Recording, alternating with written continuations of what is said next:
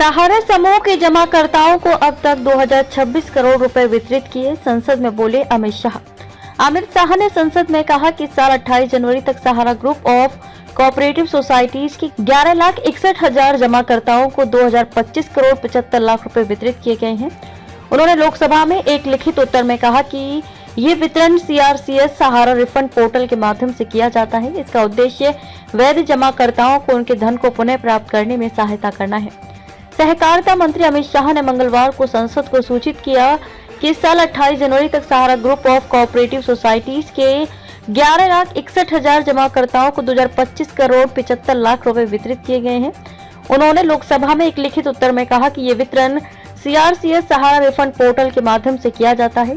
इस पोर्टल को 29 मार्च 2023 को सुप्रीम कोर्ट के आदेश के बाद स्थापित किया गया था। इसका उद्देश्य वैध जमाकर्ताओं को उनके धन को पुनः प्राप्त करने में सहायता करना है।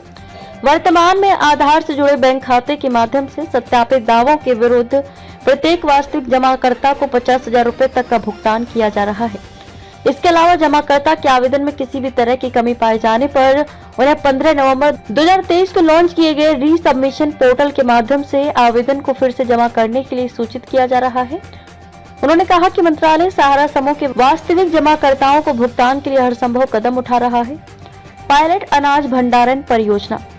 शाह ने कहा कि पायलट अनाज भंडारण योजना के तहत 11 राज्यों में स्थित 11 प्राथमिक कृषि ऋण समितियों में गोदामों का निर्माण पूरा हो गया है। 26 प्राथमिक कृषि ऋण समितियां। उन्होंने बताया कि तेल विपणन कंपनियों ने पेट्रोल और डीजल की खुदरा दुकानें खोलने के लिए 286 आवेदनों में से 26 प्राथमिक कृषि ऋण समितियों का चयन किया है। 34 करोड़ से ज्यादा मरीजों को परामर्श। केंद्रीय स्वास्थ्य मंत्री JP नड्डा ने राज्यसभा को बताया कि 2019 में लॉन्च होने के बाद से 2 फरवरी 2025 तक ई-संजीवनी प्लेटफॉर्म के जरिए 34 करोड़ से ज्यादा मरीजों को परामर्श दिया गया है। उन्होंने एक सवाल के जवाब में कहा कि ई-संजीवनी प्लेटफॉर्म ने भौतिक स्वास्थ्य सुविधाओं पर बोझ कम करने में महत्वपूर्ण भूमिका निभाई है। भूमि अधिग्रहण बड़ी चुनौती। केंद्रीय नवीन और नवीकरणीय ऊर्जा राज्य मंत्री श्रीपद नाइक ने कहा कि देश में सौर पार्क विकसित करने के लिए बड़े भूखंडों का अधिग्रहण एक बड़ी चुनौती है।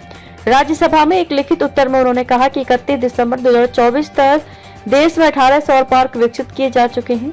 उन्होंने ये भी कहा कि प्रधानमंत्री सूर्य घर मुफ्त बिजली योजना के तहत कुल 8,86,000 परिवार लाभान्वित हुए हैं। इस योजना का उद्देश्य छतों पर सौर ऊर्जा संयंत्र लगाने को बढ़ावा देना है। आयुष्मान व्यय वंदन कार्ड। केंद्रीय स्वास्थ्य राज्य मंत्री प्रताप राव जाधव ने एक लिखित जवाब में राज्यसभा को बताया कि इस वर्ष 6 फरवरी तक 47 लाख से अधिक पात्र वरिष्ठ नागरिकों ने आयुष्मान व्यय वंदन कार्ड के लिए नामांकन कराया है। उन्होंने कहा कि 28 जनवरी तक 70 वर्ष या इससे अधिक आयु के कम से कम 1,10,000 वरिष्ठ नागरिकों को अस्पताल में भर्ती होने की सुविधा प्रदान की गई, जिस पर अनुमानित खर्च 202 करोड़ 96 लाख रुपए है।